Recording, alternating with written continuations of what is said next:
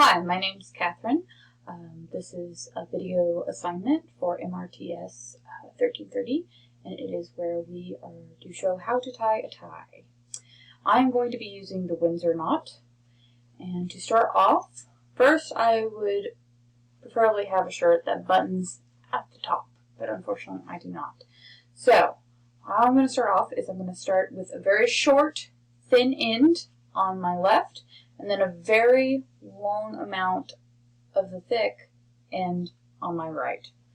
So, we're going to take our thick end, place it over the thin, fixing our column, over the thin, and then we're going to come up behind, like so.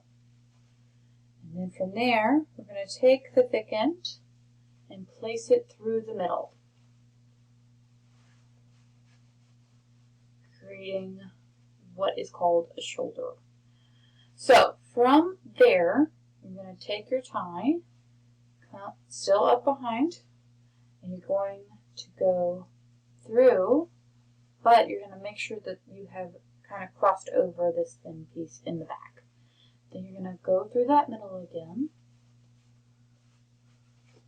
So then you've ended up with this with both two shoulders and with the thin on top of the thick. Now, I have found that it kind of helps to keep any work that you do in the middle not taut, but kind of as tight as possible. No loosey-goosey stuff, because it kind of makes it hard to tighten it in the end. But then you're going to take your thick part, you're going to go around the front, and not all the way through the back. You're going to come up through the front, just like so. Put the thick end through the triangle you've now made, through that.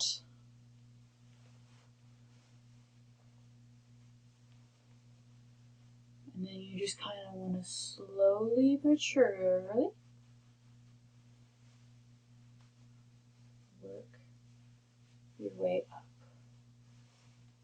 Kind of fix any imperfections that may have happened with the tightening process. Once again, the shirt is not made to be worn with a tie. So, and then just like so. Kind of tightening both with the thick and the thin. And then, to finish it off, you're going to tuck your end into the strap on the back that's available. And it should lay just like so. Alright, well that completes the assignment. Thank you so much. Bye.